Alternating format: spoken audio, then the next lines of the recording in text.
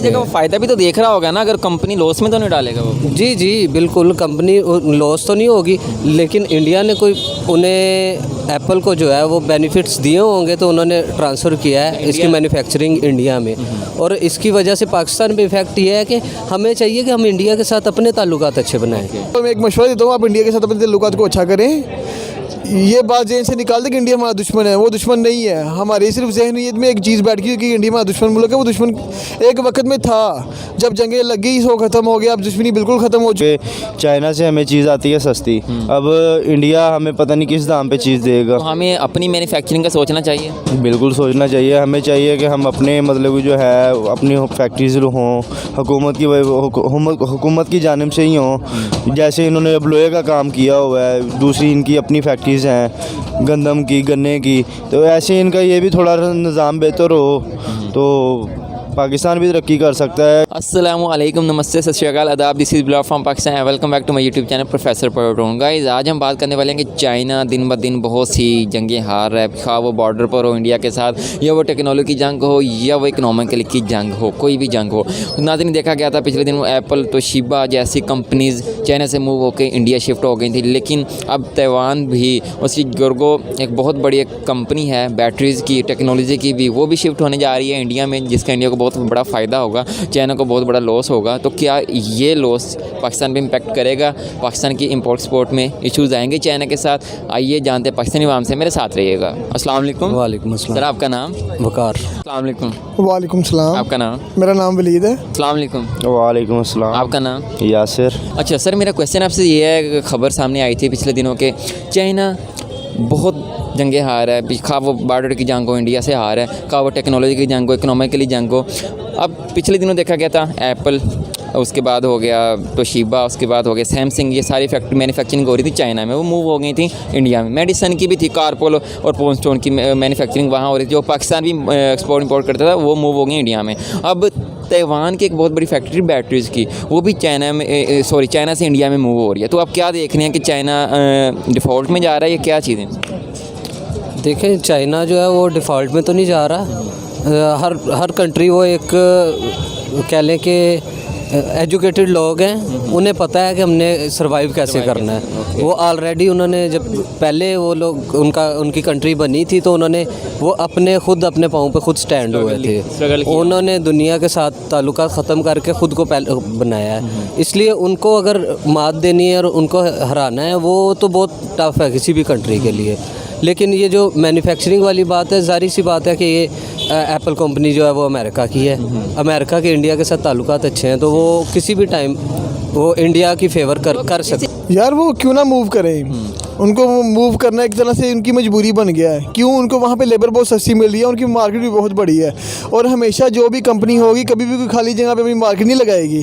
उसको पता लग रहा है यार ठीक है, चाइना से अगर कोई माल उनको किसी मुल्क में शिफ्ट करना हो तो पहले वो पाकिस्तान आता था, पाकिस्तान की बंदरगाह से होकर आगे जाता है। इसका नुकसान पाकिस्तान को भी हो रहा है। इंडिया के क्या, इंडिया के पास तो बहुत सारे ऐसे सी पोर्ट बने हुए हैं जहाँ से डायरेक्टली वो अपने किसी भी मुल्क के अंदर, वो पूरी दुनिया के अंदर शिफ्टिंग कर सकते हैं। सिर्फ चाइना को पाकिस्तान से होकर जाना पड़ता था, इसलिए उनको कॉस्ट भी कम पड़ रही है, लेबर भी सस्ती पड़ रही है। और आपको आने वाले वक्त में देखें चाइना की, अगर आप ओवरऑल कंपैरिजन देखें 2050 तक जो दुनिया में सेकंड नंबर इकोनॉमी वो इंडिया की आने वाली है। और चाइना में भी पहले पे आ जाए, यूएसए भी नीचे आने वाला है, क्योंकि हर अरूज का सवाल है तो आता ही रहेगा। इसके लिए हमें भी परेशान होना चाहिए, क्योंकि जब चाइना के कोई रास्ते बंद हो रहे हैं तो साथ पाकिस्तान के भी हो रहे हैं। हमारा जो ग्वादर का सी पोर्ट बना है वो ज़ाया चला जाएगा, क्योंकि जब तक चाइना से कोई चीज़ बन के दूसरे मुल्कों में जाएगी जाएगी नहीं, तब तक हमारा सी पोर्ट यूज़ नहीं होगा। तो हमारा ग्वादर जिसका पूरी दुनिया में हमने बड़ा शोर मचाया है वो ज़ाया हो जाएगा। जी बिल्कुल करना पड़ेगा, क्योंकि चाइना जो तरक्की कर रहा था वो इन्हीं चीज़ों की वजह से कर रहा था, और अगर यही चीज़ें नहीं होंगी तो ये सारी तरक्की करेगा इंडिया। अगर इंडिया, चाइना और पाकिस्तान का मतलब कि जो है ना ताल्लुकात जो है वो बहुत अच्छे हैं, अखलाकी ताल्लुकात जो है वो बहुत अच्छे हैं। तो अगर इंडिया चाइना के साथ ऐसे झड़प कर सकता है तो वो पाकिस्तान के साथ भी कर सकता है। तो हमें चाहिए कि हम इंडिया के साथ भी थोड़ा सा ना मतलब कि कॉम्प्रोमाइज़ करें, उनके साथ मिलें और उनकी जो चीज़ें हैं वो इधर ट्रांसपोर्ट करवाएं। तो इंडिया में क्यों शिफ्ट हो रही हैं वो चीज़ें? अगर इंडिया में शिफ्ट हुई हैं तो उनको कोई फ़ायदा भी नज़र आया होगा ना? क्या इंडिया की तरक्की इतनी कर रहा है, या क्या वजह देखते हैं आप? सर उनकी असल में ना गवर्नमेंट अच्छी है, ओके। गवर्नमेंट अच्छी है वो, उसके बाद उनका जो है ना जो निज़ाम है वो बहुत अच्छा है, क्योंकि वो इसलिए तरक्की ज़्यादा कर रहा है क्योंकि उनका जो जैसे उनके जो वो है ना वज़ीर आज़म जो है उनका, जैसे उसने कह देना है वैसे ही होना है। हमारा वज़ीर आज़म सुबह कुछ और कहता है, शाम को कुछ और उसका प्लान हुआ होता है कि यार नहीं हमें नहीं करना है, हमें करना इस जगह वो फ़ायदा भी तो देख रहा होगा ना, अगर कंपनी लॉस में तो नहीं डालेगा वो। जी जी बिल्कुल, कंपनी लॉस तो नहीं होगी, लेकिन इंडिया ने कोई उन्हें एप्पल को जो है वो बेनिफिट्स दिए होंगे तो उन्होंने ट्रांसफ़र किया है इसकी मैन्युफैक्चरिंग इंडिया में। और इसकी वजह से पाकिस्तान में इफेक्ट ये है कि हमें चाहिए कि हम इंडिया के साथ अपने ताल्लुकात अच्छे बनाएं।